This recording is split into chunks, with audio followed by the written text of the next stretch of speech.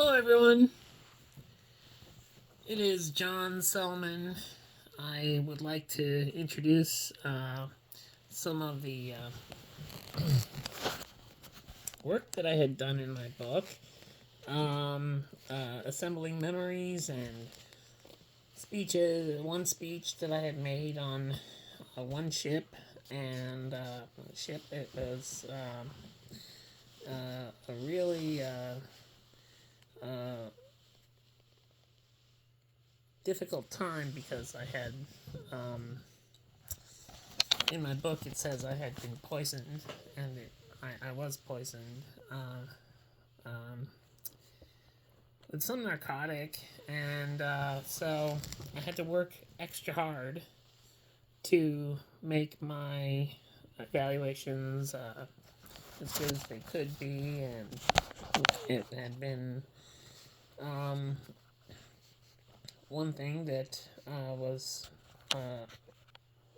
one top priority that I had all the way since back when I was training to be an officer, and once in my book, once when I was deployed first, once I had graduated, I had reported under orders to the USS Enterprise, and it had been a marvelous ship. And it's a beautiful ship, really well maintained and kept and cared for, all of the fine details. It had been before it was decommissioned. And my my speech aboard what ship we call USS Enterprise is now verbatim, almost verbatim, assembled into my speech in chapter 7, and chapter 7 is called, of my book, called Letters to Evelyn. That's Letters to Evelyn. The back cover has a lot of verbiage. You don't have to read. Oh, it doesn't matter. You don't have to. It doesn't matter. However, chapter 7 says that I had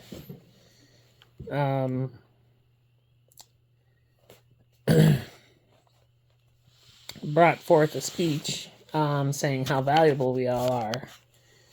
And chapter 7, it says, I had built quite a reputation on that ship. I had received more qualifications on that ship than anyone had in 3 weeks before, it seemed like, because I was sleeping less than 2 hours per day, and I spent all my waking time getting qualled on many places on the ship. I cannot talk much about it because there are places I am obligated to continue to protect. But there are 13 or 14 qualifications I had earned. And I asked one of the chiefs who was conducting morning quarters if I could inform the standing sailors of why I was so successful. He enthusiastically approved, and I took the floor. I remember a few jokes, but I was a man possessed by 1,000,000 burning phoenixes, flying at the speed of light like Rob Zombie on steroids, preaching the joys that life in the Navy has to bring. The importance of superior teamwork, craftsmanship, and leadership, core values of the Navy, honor, courage, and commitment, the study habits for attaining a degree, the daily habits for a good and productive life, the refusal of racism, and what threats we see from what threats the current world faces, such as back then, hostile countries in China. Hostile countries in whatever. It says hostile countries and terrorism. which is not China, of course. Goodness gracious. Not that country. Okay.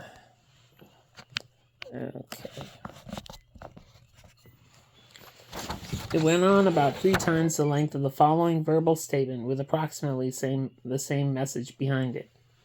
My name is Midshipman First Class John Selman, and I'm here to fill your ears full of information on how you've been doing as a team on our ship, USS Enterprise, in our great Navy. Don't worry, I'm a kind and gentle midshipman. Now I have to question why one of us is in the Navy, why one of us here is in the Navy in the first place. Because we fight every day for ideals such as freedom and equality for all, justice, fairness, and forgiveness. We are made of each other. With fiat authority, we worry about and care for every person we see and don't see, and our competitors and all of our antagonists. So how about if we ask ourselves an important question? Who is our most important tribe in the world? Is anyone in the know? We have Russia to look after, care for, and worry about. Russia's Genghis Khan is, and always will be, our biggest father and our most extraordinary family of people on our earth. They are our highest priority for the next 176 years, and our best friends forever. Our BFF. Yes, justly, our BFF. We have to set our first and utmost example to the universe with how we treat our competitors for that amount of time, because the threat of any type of conflict whatsoever is knocking on the president's door, and we're all so tired of it. We send in politicians and diplomats to sweep our history we have with them under the refrigerator, and we still show up back in the office with our tails between our legs, wondering, then getting back home to wives asking the TV what went wrong. We've been begging the Russians for a peace decree for the last 50 years. So can anyone say what the danger is if we keep begging them to be a part of the states and they keep saying no? The danger is that there are only finite ways we can beg for the same thing, that is, to be their utmost friend indefinitely. So we have to love them infinitely. And it's going to take about 80 lifetimes worth of unconditional love and hard work for us to normalize relations with them, because we didn't listen to them when they were vulnerable in World War II. It says because we didn't listen when they were vulnerable in World War II. Worship your family, your work, your shipmates, all of you, your ones at home, your command, our American God of creation, Gitchamanitu, our God of intelligence, our Hindu Brahma, our Buddha, and of course our eminent captain of healing and carpentry, our Saint Yeshua. Our Saint Yeshua. Whoever inspires you, think of them and keep us afloat. Get that jet off the planet's surface for that pilot's flight in our aerosphere. Attend your quarters. Get some food in you. Then do it again and be safe the whole way doing it. Use your hands. Move stuff. Just please make sure you're thinking completely, 190%, 190,000% about what you're doing before you do it. If you're at work, on the job, and you have to move your foot or any part of your being and you're underneath a plane, just please just think completely about all of the consequences of what will happen when your foot reaches its destination and on the way there. Keep your sense of balance and situational awareness right at the highest stratum in order.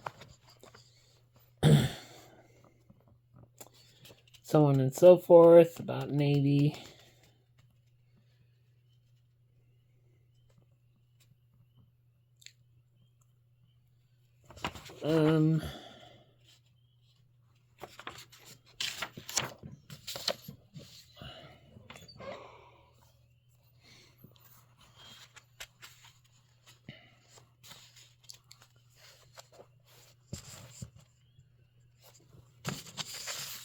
Okay.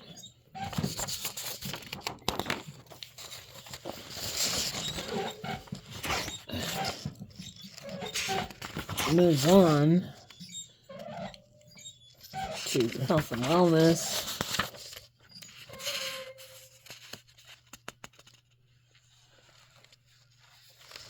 And it says, no matter where you're from, you have, well, so on and so forth.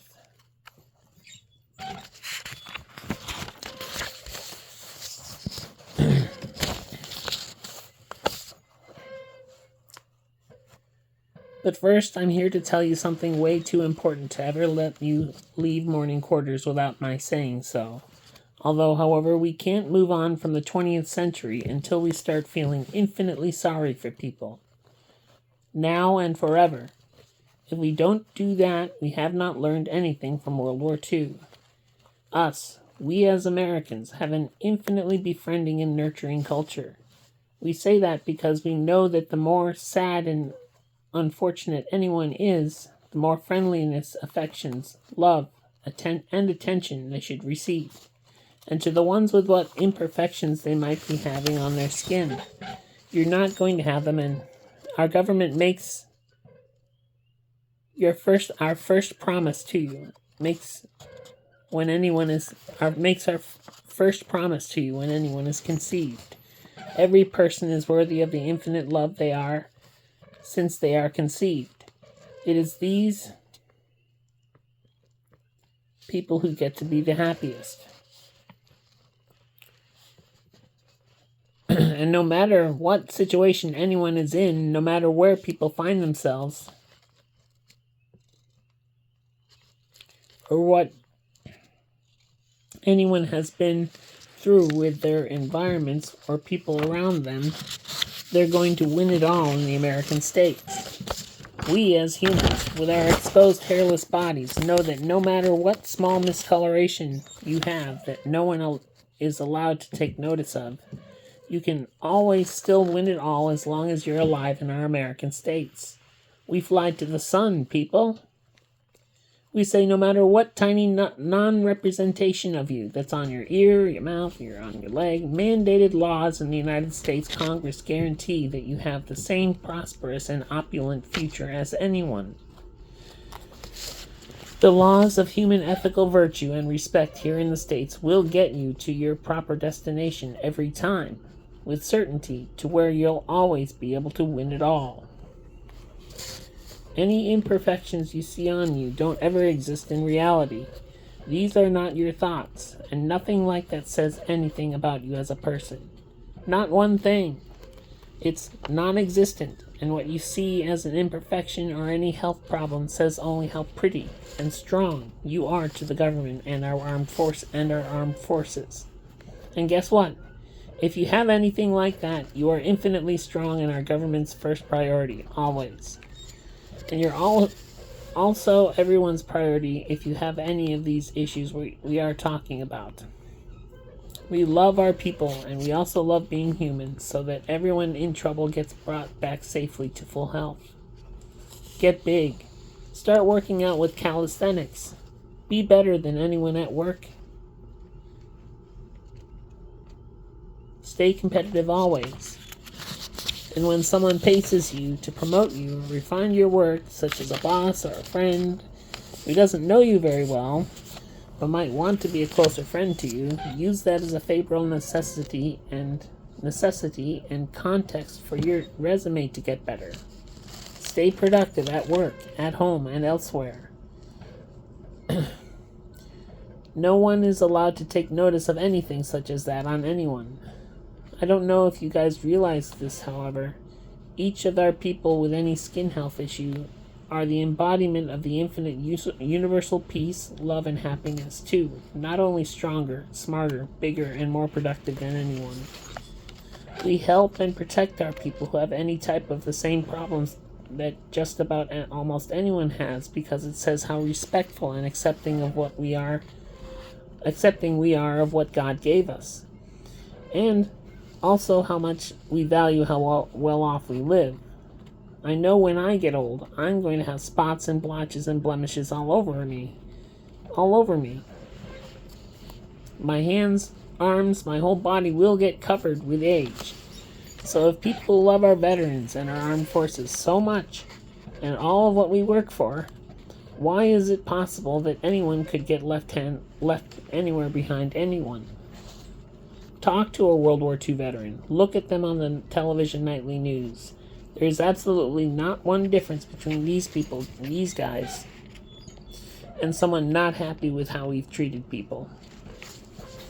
You would never know what personal battles that our people, our civilians, have fought in history to be here all the way up to the present time, and will contest or campaign for in our future.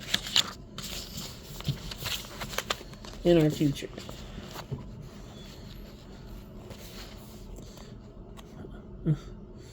We all work extremely hard at building our individual careers, and no one can get left behind anymore because of what problems we're experiencing at the moment.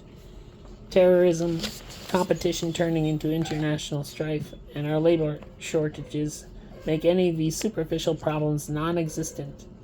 These people's births are the one and only true promise given to us from our government that each of us have a far more permissive window of self-determination to have the same prosperous and promising future as anyone than we ever thought before, if not a better one than any wealthy, hard-working person on earth. It has always been everyone's birthright to be infinitely loved. It is your birthright to be made only the happiest in our civilization on the earth and in our human condition. And we all know that absolutely not one thing is more unfair. Yet, however, we're not respecting each other. We're not respecting ourselves. I've seen it with my own two eyes. People of different races arguing over who's the biggest. Well, I'm here to tell you that you are all the biggest and the best. And it says, racism was and always will be the most erroneous, awful, and offensively disgusting source of disparity and impairment on any society. On any society. Notice how there are 3 S's there? I will get to that later. That's somewhere within a later speech that I will read. Moving on, and it says, there are tens of races of human beings on our earth. There are even races within races. So, in order to get our thoughts in order about who we are in our society, we have to say any race other than our own race, than our race, is more valuable. We have to say that any race other than our race is more valuable than our own. That says that a person or a group of people different from our own are stronger, infinitely more intelligent, and infinitely smarter than the race we belong to as we think about or talk to someone different from ourselves, once and for all. Once and for all. Once and for all. Once and for all. Once and for all. Once and for all. Once and for all. And if you belong to every race, you are even more valuable, because in the States you should feel more easily rested with your multifariousness and omniformity, being legally and rationally more accepted by each one of our races. It makes common sense.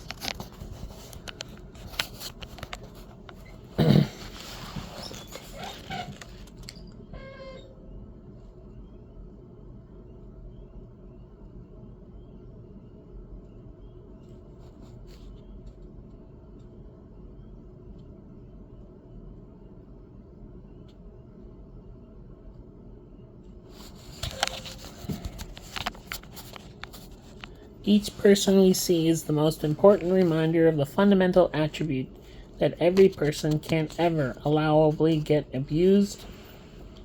The fundamental attribute that every person can't ever allowably get abused or injured in any way. So is anyone hardworking enough to give an answer to my next question? Is there anyone on ship that has asked for even one thing today? Have any of you had to use your humility in the past 24 hours? Sorry. Have any of you had to use your humility in the past 24 hours? Please be obliged to give me an answer. I will make that request fulfilled sooner to you if I may talk to the ones you submitted a request to. I asked USS Enterprise. Now aware that they were being a chance to help me with my speech, my self-addressed sermon. Then one of the sailors' responses was when they asked for technical supplies for their workspaces. Okay, it's a yes. So when you're talking to someone when you're in need of something, anyone at all from someone, any person individually, doesn't matter if we're talking to a subordinate, an equivalent, or one or more superiors. When communication absolutely has to be effective, who is the more intelligent person? When we really need to talk to someone, asking that's an equivalent or a superior, who is the more intelligent person? When we really need to talk to someone, asking for a favor, when we see a person, while we're asking for these things, who is the stronger one? Doesn't matter if it's a male or female, who is the more competent one to you? Immediately, a U.S. Navy sailor on the starboard side, lifted her hand and said in high spirits, "The other person, the person being asked." I've already known that. Thank you. I knew that a long time ago. That's some interesting information. Something. Alright. That's some information. Yes, I said joyously. The other person, I said as I amiably smiled, looking up. Because they're a different person than yourself, and they're the ones one's giving. And because we're talking about a different person, that encompasses each time when we talk to or about anyone with another heritage. There's no one here not economically reliant on at least one thing from a different person in our lives. All of our heritages are infinite. All of the friendship we have inside is infinite. All of the love we receive lasts forever with the ones who give love, and most visibly, the person who receives that love. We're all blanketed with that source of universal friendliness, because no one can live alone on any planet, and we're not living like animals anymore like we were 2 million years ago. So when effective communication is absolutely a requirement, we become selfless. We become selfless.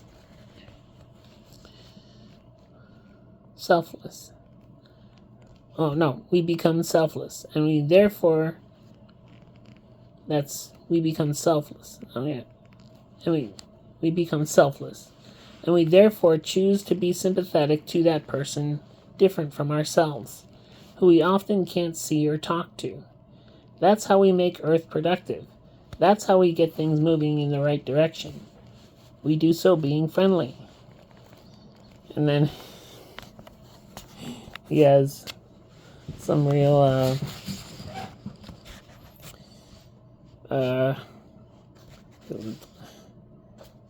he catches audience's attention here. It says on the next phrase, it's on the next portion of information, it says, "My fellow Romans, we know that being friendly is how we choose to live, because being human is a friendly existence.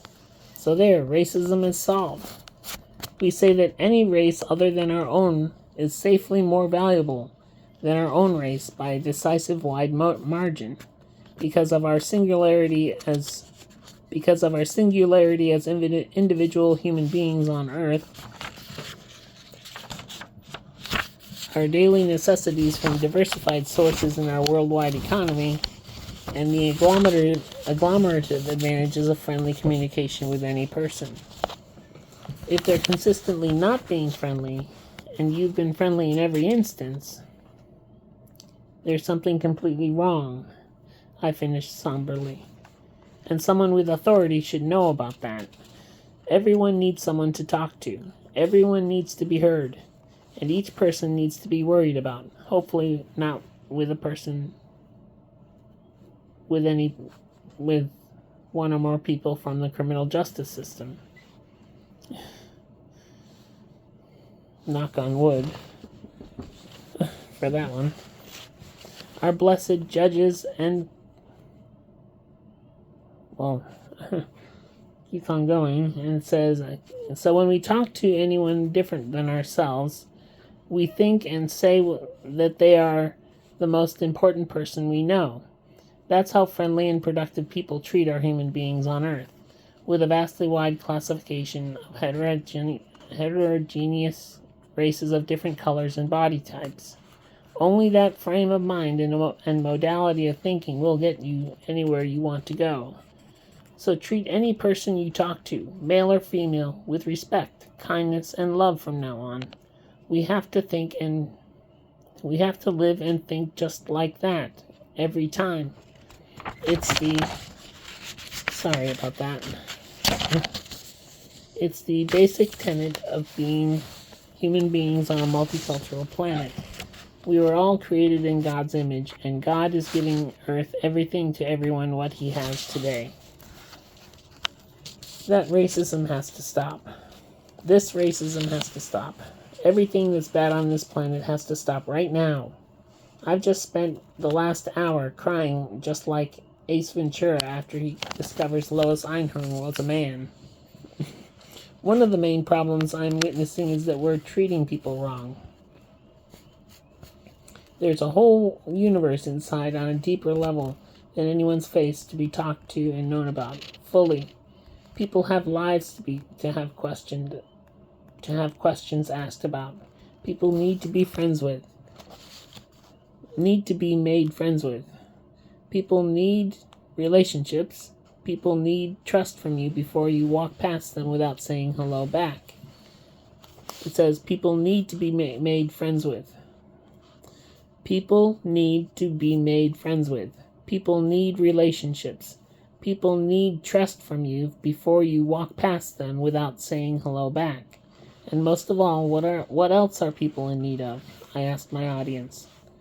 All of a sudden, an African-American female sailor cautiously put her hand up, and so I called on her, and she says, love, like a trumpet. Love, she said, like a trumpet. Yes, that's absolutely correct. Love is what people need most of all, other than food and medicine, I explained in front of the standing sailors. Now, when we take care of these three needs for everyone, I've figured out, that's when God gives us the promised land He wants for us. He wants only the best for everyone, with any body type and any kind of hair. Some people are bigger than some people. Some women are heavier than other women. More Eve. Some guys are huge. More Adam. There's always more of them to help them and help you. I can just imagine a heavy-set woman making her way to her front door with her work supplies, breathing deeply. Isn't anyone sorry for people anymore, and why they are alone? Some people look like the most innocent babies, and some women look just how the most godly Eve from an infinitely loving God would look. Some people look just like God was infinitely an artist. Guys and gals in our nation's great navy. These people have Jewish souls, always been pushed or mistreated. So let's start treating them and giving them attention like the fussy, innocent grown-up babies with infinite intelligence that they are from now on, because of what we know as God's first message to us, that we should not have too much high-handedness or be too confident with ourselves in public, or when we explore our galaxy. We know that because if we have too much pride or be too confident with ourselves in public, or when we explore our galaxy. We know that because if we have too much pride in tribes, it may be counterproductive, because our destiny had been handed to us a long time ago, because of our innocence as leaders of our solar system. There is no way getting around to what we know. There is no way getting around to what we know as God's first basic demand of our knowing, that some people look infinitely innocent. Our Earth's most benevolent and strongest people have all been afraid for way too long. So we say that they're getting treated like the infinite innocence that they are. Infinite innocent. Treated like the infinite innocence they are, always, because of where we are with what destiny we have given to us a long time ago. For what God in heavens above grants our infinitely loving people and gives our union, we are having to bring everyone here on our earth to the very first word on page 1. And that first word was the title of the poem. Page number 1. My fellow Romans, there's also no way getting around the fact that we proclaim some of our respectful Romans higher than other resolute Romans. There are people with Roman noses we are in need of upholding. And it goes on.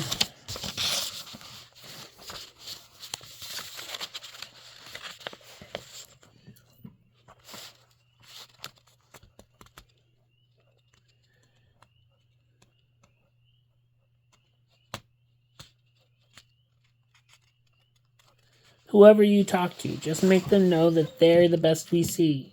Yes, you are the best, and you are the best, and you are the best. We say that everyone and anyone can be the best at anything. We also say anyone else amid what above-mentioned people we've written about here in the hangar bay of our flagship in the Navy who have been manipulated to believe that they're anything less than Julius Caesar's family are going to be upheld spiritually, economically, romantically to hypertrophied measures with only friendly hypersensitivities to save, and with hyperspace speeds to save everyone here on the Earth and in our solar system, setting an enlightened example elsewhere. Because why? Because historically with Rome, Earth wins a more distinguished and functional utility with our universe for the most important answer we have to just about every problem we can imagine. We've always battled against physical supremacy on the Earth and brought everyone with us along the way here, all of the way up to now, so that we'll be able to make friends with separate worlds under premise of Roman ideals, portrayed by one single symbol of the American dream, our American colors made about, from, because of, by, and for each one of these people, and of course certainly people just like you yourselves. Red, white, and blue, that's what that says to us.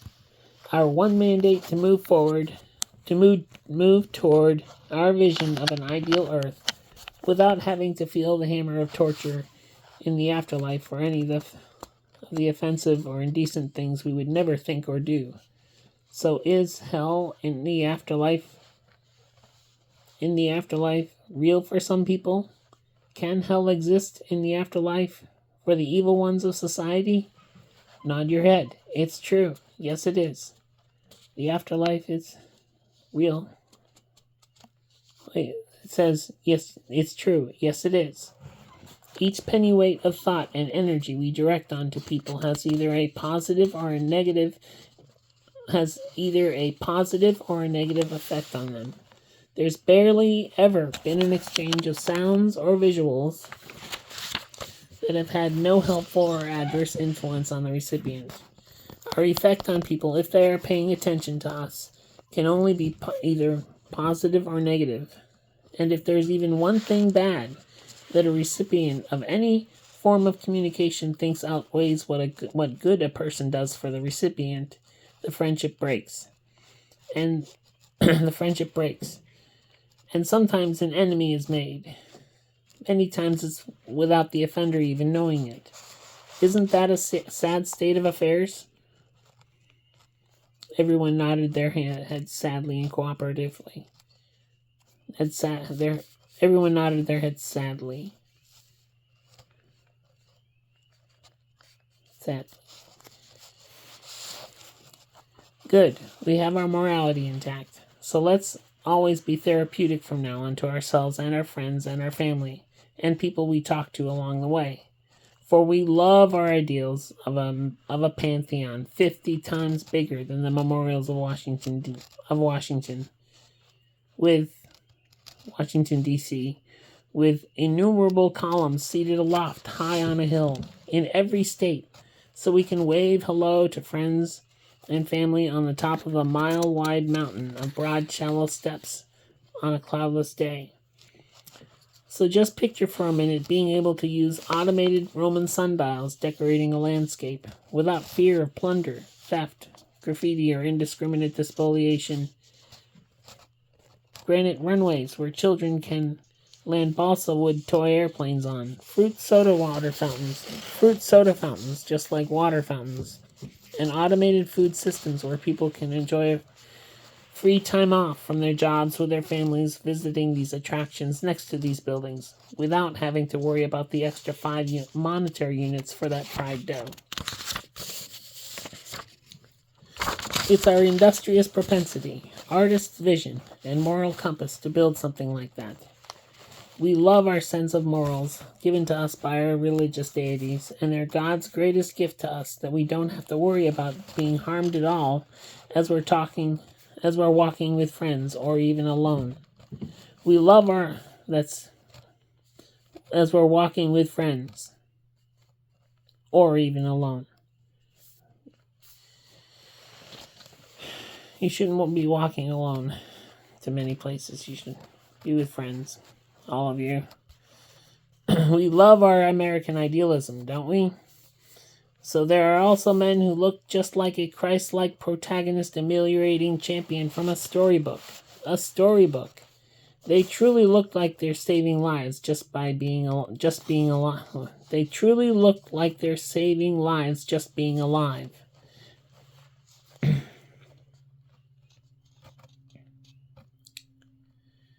And at this point, I should additionally say that if you have a non-symmetrical nose or an injury leaving part of you unfinished, or one ear higher than the opposing side, our entire civilization serves our people with traits anyway like that, true to our reality here on our earth. These blemishes you see on a person will not be passed on to offspring. It's a mandate given to us. It's a mandate given to us from the Word of God, our Bibles and religious texts, written for, about, and by them thousands of years ago. We help and love people who we see as simultaneously helpless and harmless. It's one of the most beautiful and outright pretty feminine traits to be presumably weaker than a perfectly symmetrical person. It says it's one of the most beautiful and outright pretty feminine traits to be presumably weaker than a perfectly symmetrical person. They're the prettiest we see, our futures dangling from a stick in front of us, from the hand of God, like Bugs Bunny being lured to his Chrysler 300M. If you have up to 4 children and you're not married to anyone, next part is, I gave a man credit for that next part that I shouldn't mention in the movie we're making here. Just use that as your first priority to make more. It's the purpose of life to make more life.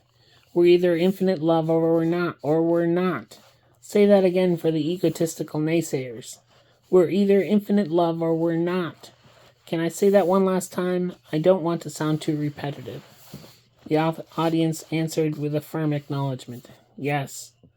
We're either infinite love or we're not. So are we now able to see clearly now how much God cares about us and how he wants us to be?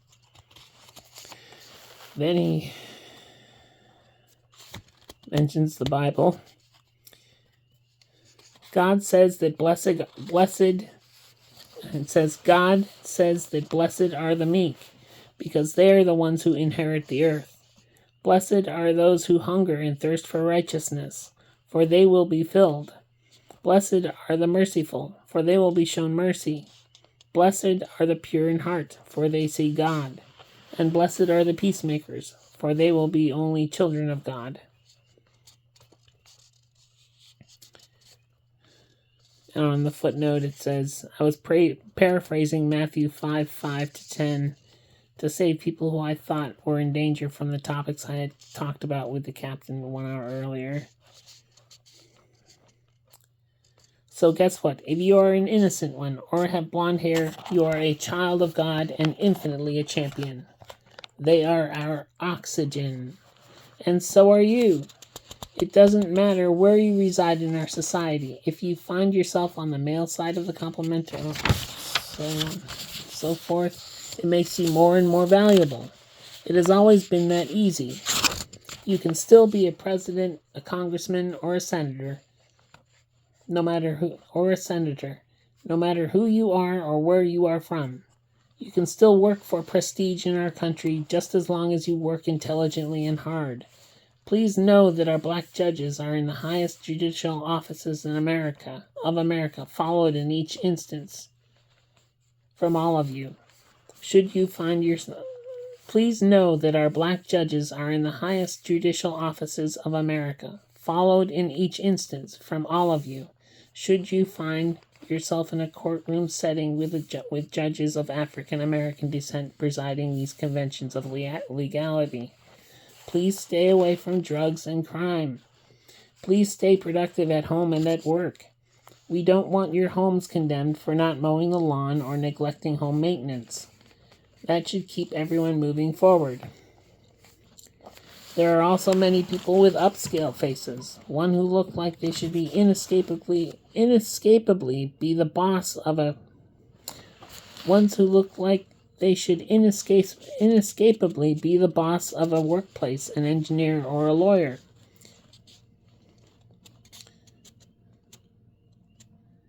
These beliefs of God, Adam, and Eve are so far beneath them, we would never take notice of any of these biblical characterizations. So congratulations, you can have your sanity again. Not everything about what you... Well, you're worth far more than any abstract idea anyone could attribute to the human spirit. So now, I hereby declare that the three things anyone shall not be deprived of are medicine, love, and emotional support for grown-ups, and subsidized food for our children. Heck, why don't we all get food subsidies for a while? These three things are what's required for everyone here to have. And we call on our politicians to provide any of these three things to anyone at any given time. But isn't food a different thing than medicine? That's 5 or 4, or I don't know how many that could be, attentively asked one of the sailors. Food is medicine, and medicine food. I don't know why it said it. It explains why I had not been able to think clearly a little later in that same paragraph. It says, I explained while people were starting to become jubilant and talkative. Food is a medicine and so on and so forth. I truthfully wouldn't want to get into the details of that, I answered languidly, because I had gone with no sleep for almost 6 months. I had maybe, I don't know how many, maybe 40 hours of sleep. Maybe 60, I don't know. Yes, all of you are happy and smiling because it's all true. Yes, all of you are laughing because it's all true, just as long as we work, or if there are any of us who can't work for being disabled, we should say that we're getting all three things. So that's really great news for us. With some personal responsibilities, we can get more food banks and stronger encouragement from networks for people to make productive lives. Any adult is socially compatible. Any adult is socially compatible with any adult. That's any adult, and so on and so forth.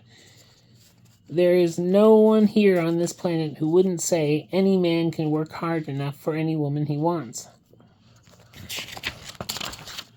That's always been everyone's true dream. We say that for men, so why wouldn't we say that for women? The truth is, that no one should feel personally discriminated against. Forget complaining about professionally discriminated against. I would rather be working for a garbage man in Gary, Indiana, than be frowned upon by the opposite sex. So now get on with it. Each person is going to the promised land. Our most beautiful reality is when everyone gets on the same page and can feel like they can be friendly to anyone with enough food in their stomachs. It now only takes work. It now only takes work. Everyone was created from Adam and Eve. I know. I then laughed calmly in the solace that the American black sailors I was seeing in front of me knew everything I was talking about. So tell me, what color... And then it goes on to move with... It says, so tell me, what color eyes do you think Adam... Keep on going. Some of it's really...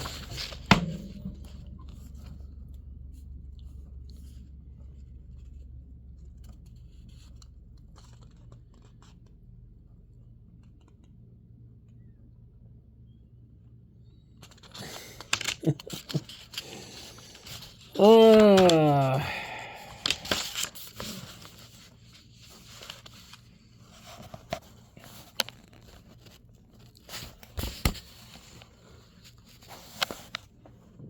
So we stand for each other, for every American, foreign or domestic.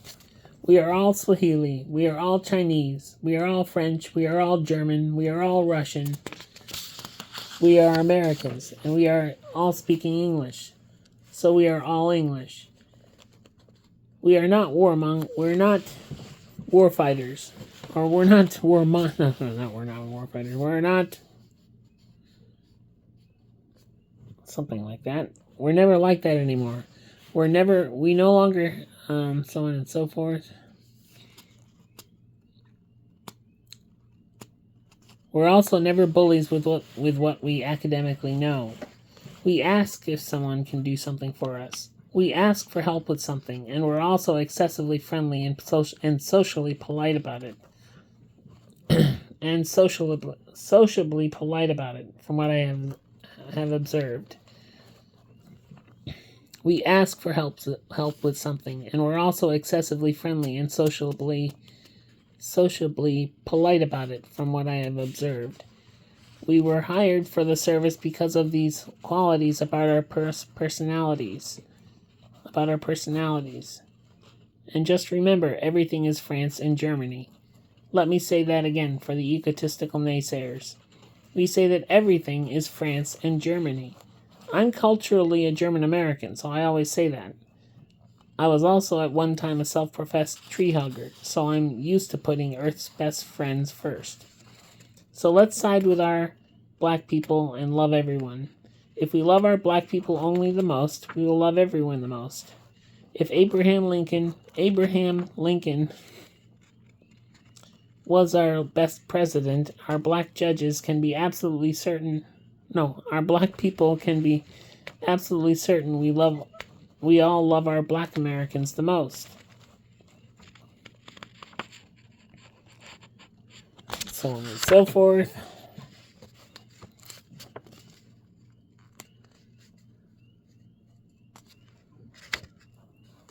So then my thoughts brought me to the starboard side, and I performed a backflip just next to the black enlisted sailors, and said to people afterwards, I've never done that in a hard surface before in my whole life.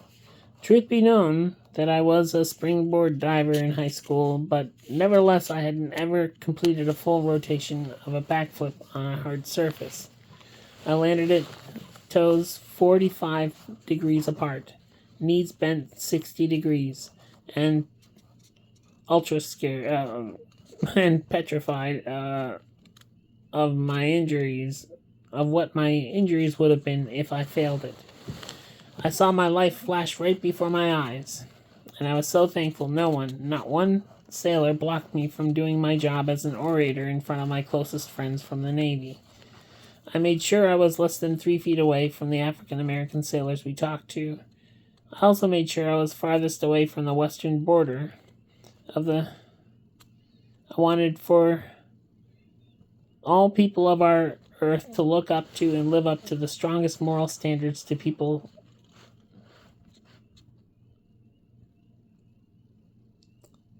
so that our spirit heals and recovers from prejudice, and so that our human collective spirit stays forever healthy. And it says,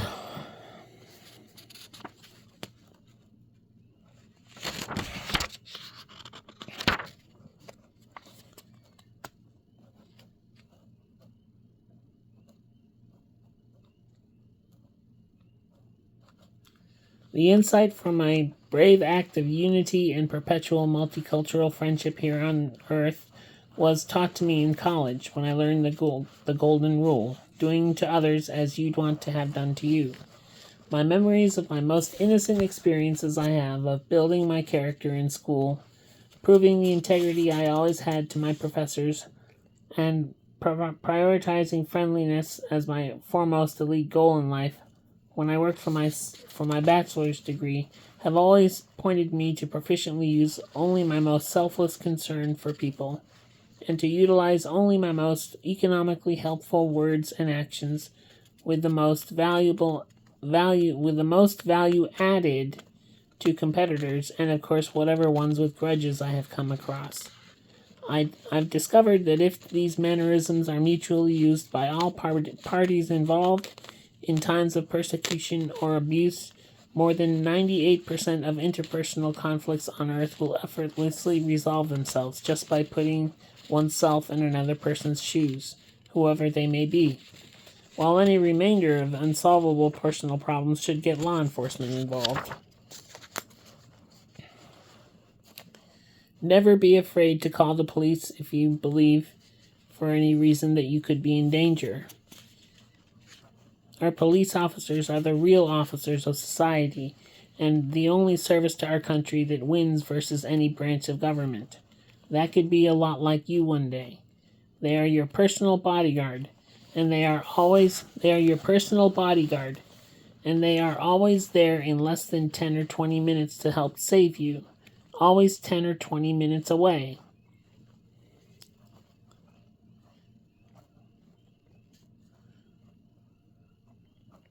We all make our Earth richer because of how varied we are across the entire world. Diversity wins with police. So if everyone here on Earth can stay best friends with all of our people of African heritage, we will all be your best friends too. Me looking at the port side of the ship. No matter who you are or where you're from.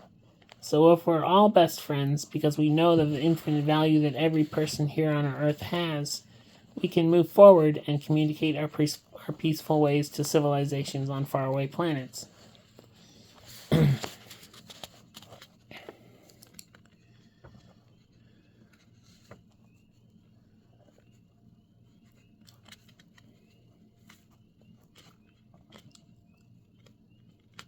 So we don't need anything harmful. We'll outlaw any hate groups and hate speech and supremacism. We don't need gangs anymore, and if I were you, I would stay away from the letter D in what you write and say. It's a bad letter, and a lot of bad words start with and have that letter. So on and so forth. It gets into more detail.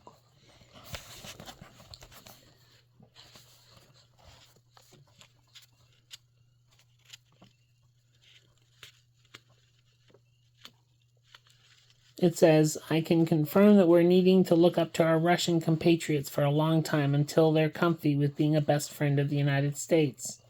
I don't know about you, however. We hadn't been their best friend in history. We were always ordering them to do things for us so we can feel better about ourselves or feel safer with our narcissism. I can just picture these worthless thieves of the early 20th century telling Russians they can't do things, such as file a lawsuit, or move somewhere else, or even buy a car or build an airplane. These historically backward frameworks from where these greed machines originated were only half-interested, hopeful economists looking for any way to steal natural resources and land from the Russians. which is wrong. I'm sorry, but if you're having to steal from someone, or if there's any group of people stealing from even one person, you have a worthless economic model in the economy. I can just imagine these guys telling Russians off in their own country. You can't move there. That's only Russian land. I know you're not safe there. I know you're being victimized. You're having to stay there. I then apologized for the sarcasm. These guys were more crooked than the threads on my proper civilian attire and t-shirts and shorts. They were more crooked than the flat wires you see on a circuit board. More crooked than the threads of a tire, let me tell you.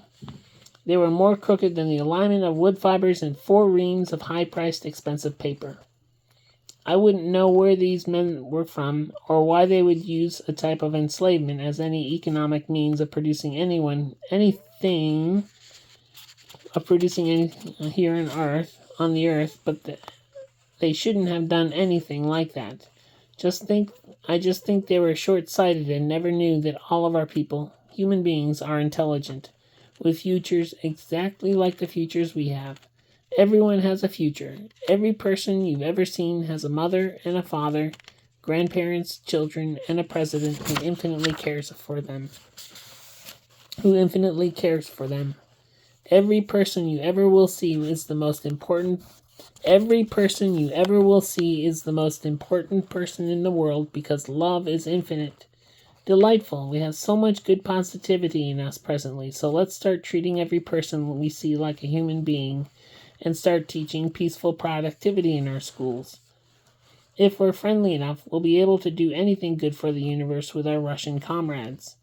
Our Russian comrades would always agree with us to stay as one large part of the United States if we're friendly enough. If we, our diplomats, and politicians are friendly enough to our Russian compatriots, I say there may be no limit to where we can go with one another. We may be even able to talk to God on one future time. So all we would need or want to do is be favorable and helpful enough to our Russian sisters and brothers, and maybe, just maybe, all of who else we would want to stay best friends with can follow suit. You see, being friendly isn't about being a profanity. It's about caring for the ones close to you. It's about leaving the last item on the shelf of a store, allegorically speaking. It's about asking for a favor or a thing politely. It's about talking politely. It's about working for loved ones and on a job. It's about sharing stories with people close to you. It was never about swearing at any person.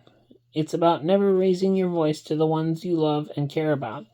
Friendliness doesn't say for anyone to give a single valuable object to anyone you don't know very well. Friendliness is part of something even greater than being a consummate professional. It's about stopping each of our arguments, all of our conflicts, to quit any war we can imagine, and find resolution and peace in any political disputes. Friendliness never ends, guys. It's always there and always an option. Friendliness never ends, guys. It's always there and always an option, no matter how much pain you may be experiencing. Love is infinite. It says friendliness never ends, guys. It's always there and always an option, no matter how much pain you may be experiencing. Love is infinite and never ends, so thus we can deduce and reason that friendliness never ends either. Never ends either. Isn't that a relief? Our politicians are in need of having to listen to law enforcement carefully because they're the ones with ears. They hear everyone's wants and wishes, and in the United States, no person hired for officer service wants or has any desire to serve in a war. They only want people who would talk people's ear off to stop any war, any argument, or anything bad from happening between two people even. They want peace lovers and psychologically healthy, non-alcoholic flower children for their officer corps. That's just how they want our officer community, to stay peace lovers and ultimately peace officers officers for the U.S. Naval Officer Corps, so all of our people can live in peace. Because no one's friendlier or cooler than these guys, right? Another top-tier answer derived from a self-explanatory question is you guys are enlisted people. I don't know if you were aware that you're all officers along with community members. No one's friendlier or cooler than you guys, and it's a promise, correct? So let's begin with this room here. We can forget about any of those annoying sound bites forever and shake hands and say hello to your worst competitor. Go on, say anything friendly and be friends with that person and see where that leads. Hopefully making one of many hundreds of friendships you already knew you had. I'm betting it makes your workplace a lot happier, more quiet, with a reduced number of disputes. People were asking me to repeat things on 2 or 3 occasions so they could write what I had said down on their notepads. At the end of it all 600 sailors I was speaking in front of had whooped, wailed, and screamed out of joy, with their fists pumping right after I lifted my hands, and some of them gathered around me, looked at their watches, noticed it was near the middle of the year 2000, and they started calling me Jesus. When I heard this, I thought that I would imitate Brian from Monty Python's The Life of Brian, interpreted into German. And I swore at them. I did not like that. And then they said, some laughed, but most were disappointed in my response. Some were whispering to each other and then said to me, only the Holy One denies his holiness. I'm telling you, it's him, they whispered between each other. I had no idea what I could do to stop the following that was about to happen, and the only funny way I could do it was to swear at them once more. A second time when they started to call me Jesus repeatedly. All I wanted to do was fly a jet off carriers like my father, and now that I was on a nuclear-powered on an aircraft carrier, I wanted nothing to come in the way of my dreams of becoming a naval aviator. Afterward, I found a group of 10 or 15 petty officers arguing about some of the things I had said in the speech. I was puzzled by what had happened to cause the commotion, and I knew from my Blue Jackets manual that I was obligated to prevent disorder and uproar or upheaval. So I made a solemn prayer, and I spread my arms to part the sea of races in front of me. They grouped together into their own races and stopped. And then I said, Holy Moses, how did this happen? Then it was sort of strange. It was a zany day, but at the end of the cruise, I ranked first, and one of the Naval Academy midshipmen, who was the only man I ever saw who had shinier shoes than me, said it was the best display of leadership he had ever seen. I don't know about that. Fun times, even through all the headache of still having that drug in my system when it was just starting to wear off. When I knew I was going to make it to flight school, where my dreams could come true in almost every way, I took out a penny in front of, and I bent it, and it says, so finishing my speech, all 600 sailors I was speaking in front of had laughed hysterically along with me, remembering what I had said, writing the things down and reciting them even, making themselves laugh even more. At the end of it all 600 sailors I was speaking in front of had celebrated, rejoiced, and cheered for the newfound world peace, and while I lifted my hands and we all cheered again, people were beaming with happiness, and some of them cautiously gathered around me in a different way, looked at their watches a second time, then so on and so forth. That's how the speech stops. So that's my speech aboard one ship. Which I was a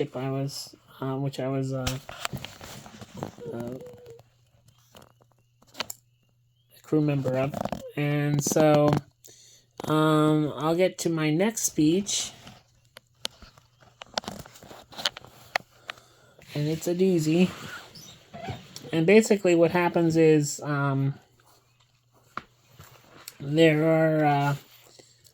we get lost on someplace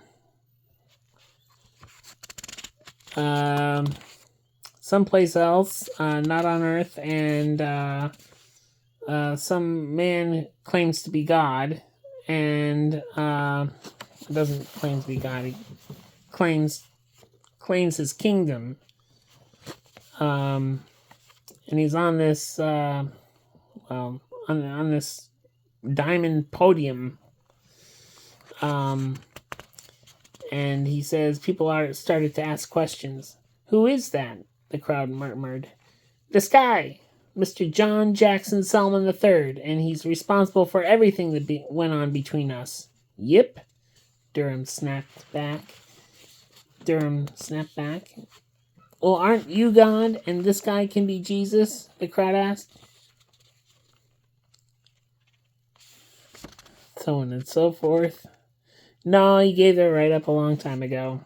He failed out, he finished, dispassionately energetic, out of breath after every attempt known to his conscience to forgive me for failing out of Rutgers engineering and not pursuing a degree.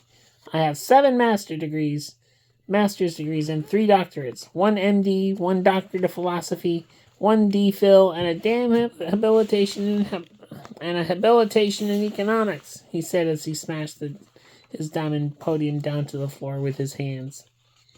That stinky, slimy, tiny little dork has gone round and round in circles for his miserable existence for that woman. I will kick your stupid ass to jail again if you break the law once more, Mr. John Jackson Sleepman the Toid the Third. It's apparent to me that your story, which I have read, many thank yous,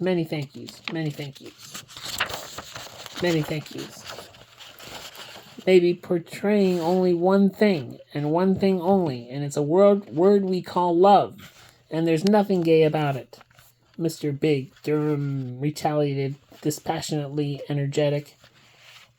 The man in charge of his troll computer is addicted to calling people gay. No matter if we say we love a person, any person, or if we receive any data from any person, we right away receive the notification with the words with the words gay written all over. He goes on to be really upset. And he says, anyone who chooses to behave like a normal human being is a victim to this at any given time.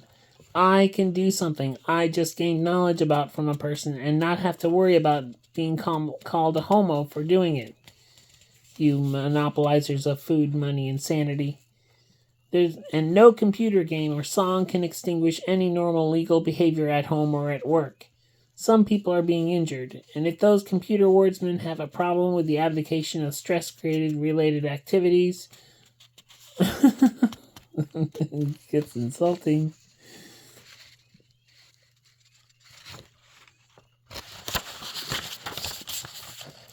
These 600-pound vault door stifler computer pukes don't even pray. We have farmers all over the place giving them a pound of food for each meal with the words provided. We love you. People love you. So many people care about you. You're the best ones. We're not going to hurt you.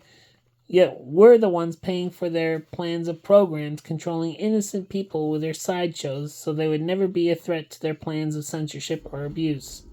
These stand-up victims, as John Jackson Selman in his self-addressed speech, were too busy standing watch in front of a 9-foot-wide door of a room filled with troll-ridden harassment computers. Durham reiterated his argument. These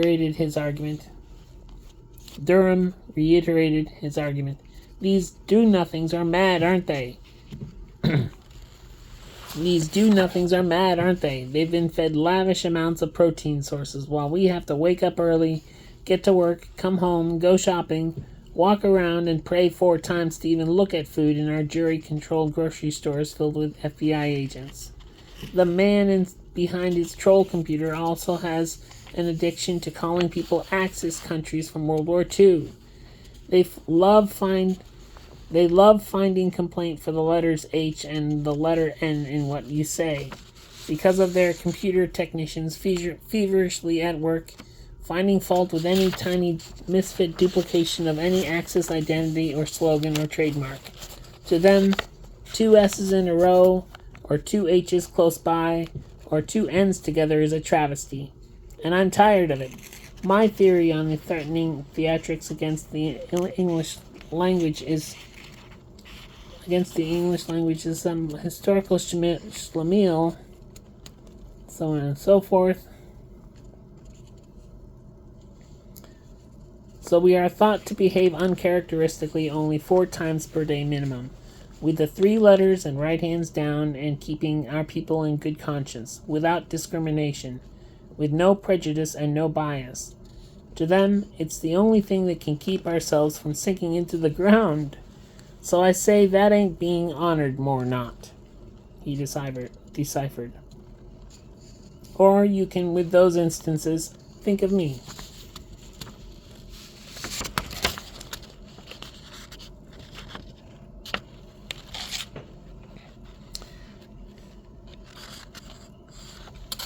And if those anti-German prankster mobsters facilitate any, so on and so forth.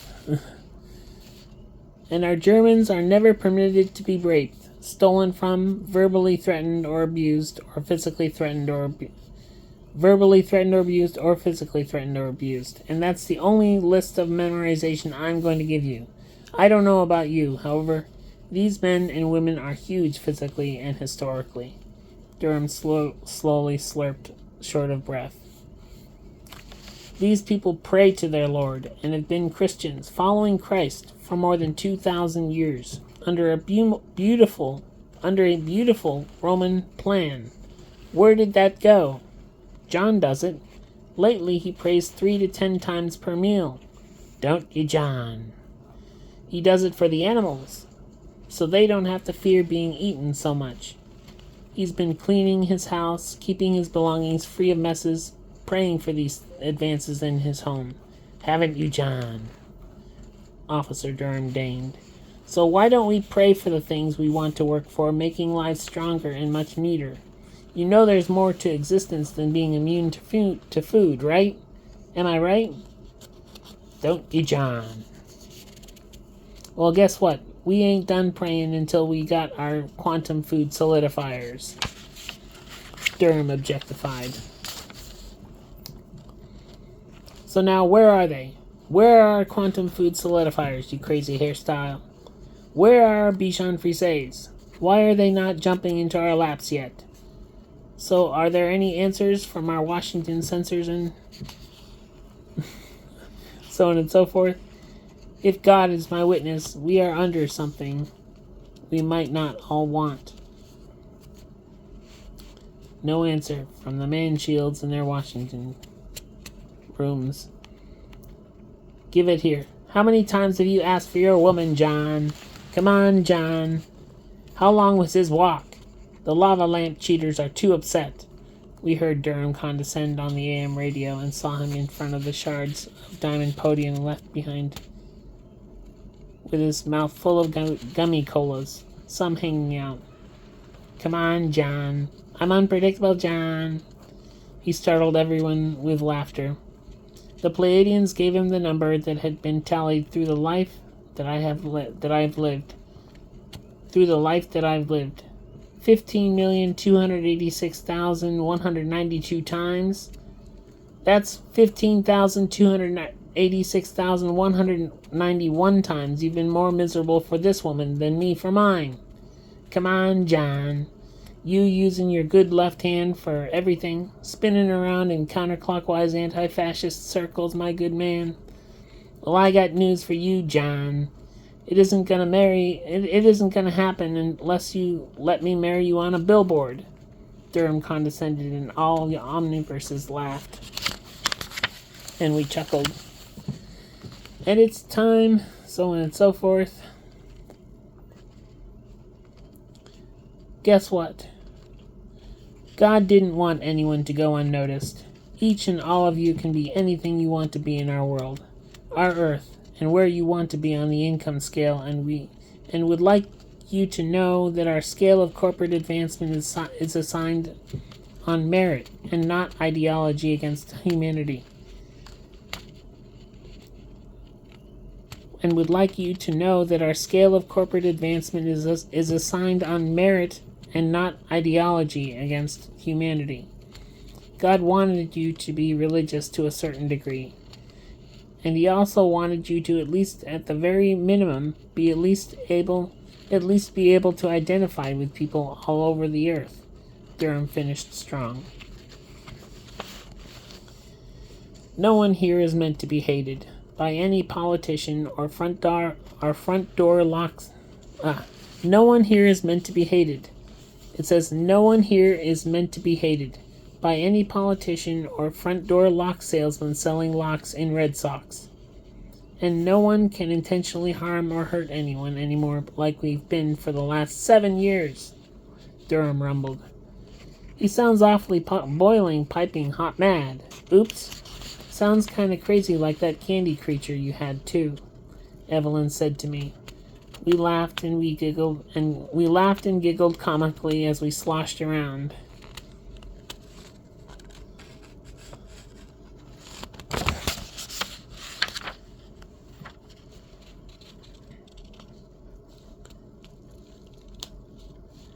We returned to Earth, back to a plot of land in the outskirts of Albuquerque, New Mexico, knowing the events that unfolded in my life could almost always be refuted because I had no mathematical proof nor the gumption nor the confidence to speak in front of an epic-sized omniversal audience against this crazed and rabid man who followed us and married us a second time on TV saying, "You got to be a diva. You got to be a divo." I just wanted to be...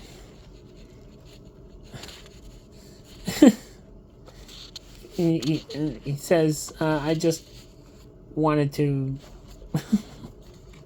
tell you off. He acted irrationally energetic at me. Our family lived famously as the butt of Durham's jokes on TV funnily for the rest of our infinite lives, playing harmonica and watching the boob on the tube, making fun of my every effort to attain a degree and outsmart or outwit him on ship. That is, to steal his throne.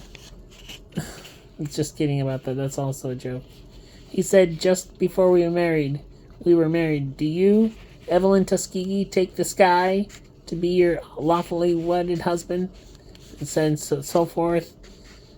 All of a sudden, and countless stars became clear through the purple, red, blue sky on Earth. All of a sudden, unexpectedly, billions of Bichon Frises and cats and kittens leapt into the laps of the crowd, and nebulae and galaxies were clear and visible. Animals and some plants could talk. American goldfinches would suddenly fly out of our barnyards, and our sun was warm, red, and perfect everywhere. Butterflies wandered fleetingly in every field and above flowing streams. Friends, champagne, delicacies, soda, delicacies created by our quantum food solidifiers, interstellar travel, all the things made possible by one mathematical and chemical equation, the grand unifying theory of everything, giving our United States technologies and understanding almost never heard of before. We're bountiful, and it says we're bountiful and plentiful. The sandy shores of America turned into gold and then platinum-powdered walkways that everyone enjoyed kicking and picking up diamonds out of. Everyone lived in luxury and enjoyed acting out scenes from religious texts from the Old Testament with loved ones, as we began the starting population of our country under one God and one government for humankind to explore in many hundreds of locales within our solar system interior inside one of the two arms of the Milky Way galaxy forever. We all enjoyed getting each of ourselves onto the two arms of the... We all enjoyed getting each of ourselves onto the same page first, and with 24 years of effort, diligence, perseverance, determination, welcome receptions, and hard work getting each of our people on the same first page, we then started getting each of our people within the same first word we call Eve. We then lived in a ranch in the Joshua trees of Albuquerque, New Mexico. Started with a magnet. We took off our Chevrolet Zion braking system in the United States of the Earth. So that's how my story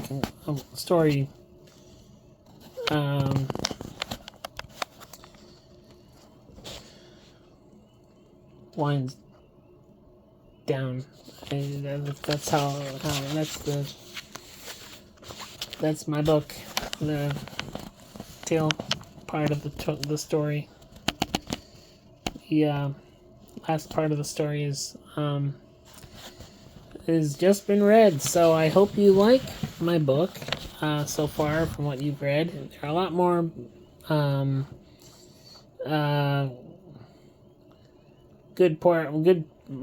even more good parts in that book than what I've read to you.